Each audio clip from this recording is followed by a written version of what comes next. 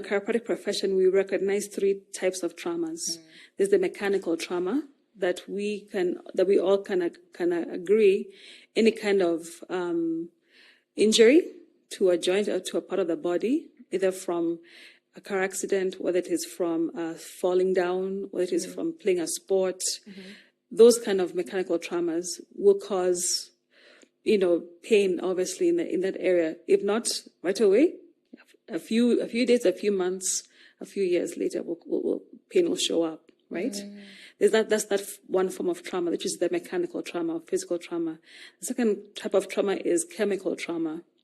And there we're talking about what the person is exposed to, whether it is either, and this is something that I noticed in the US, is like if you have not the best water sources, or even the soil's not necessarily being giving nutrition to the food, so now you have not the best foods per se, or you're exposed to different pesticides and chemicals.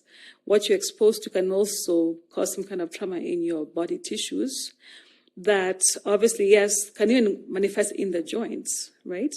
And so there's that component of that particular chemical trauma that we recognize does that to the body.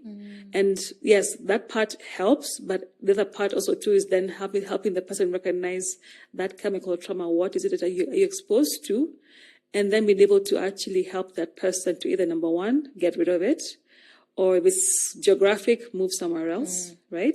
So that way the body can heal without being exposed to that particular chemical trauma, right? The third and most important trauma that I think that is very underrated, even in the healthcare field, is what they call psychological or thought trauma. So when you're dealing with bereavement, when you've dealt with a traumatic loss of either a loved one in the family, you have what they call psychosomatic trauma. So I'll give an example. So when someone has lost someone that they really love, whether it's a spouse or a child, the amygdala, part of the brain, turns on to fight or flight, right? And the upper portions of your nervous of your brain and cortexes that actually are for higher thinking and faculties shut down. So that's why you see a lot of people who cannot even either talk, who are very quiet after they've lost somebody they love, right? And even grieving can take forever to even get over grieving, right? So then when that happens, from a neurological standpoint...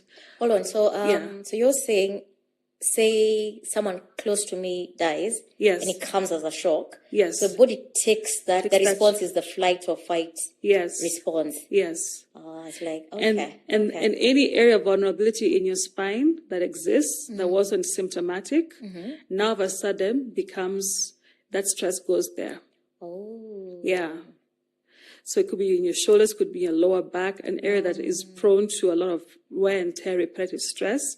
Once you have that particular trauma stress from a bereavement or even being in a car accident, it could be both physical and emotional because of the severity of the accident. And so that's an area of healthcare that I think doesn't necessarily get much grace period to be investigated because it does affect all of us. Yeah. And so that even to itself, even with physio and chiropractic, we manage patients who have had to deal with, separation from a husband, losing either a child or a spouse in a very short time. That takes a while. And that's itself, we recognize from a physical standpoint, we can deal with. But there's also a counseling standpoint, and then also meeting with your spiritual leaders on how you can process that. It's multidisciplinary. Yes, multidisciplinary. And I've seen that with a lot of domestic abuse cases in the States, whereby they dealt with the mental part of their trauma, the psychotic part of their trauma, and now they go into chiropractic and physiotherapy to help with now the mechanical manifestations of that psychological trauma.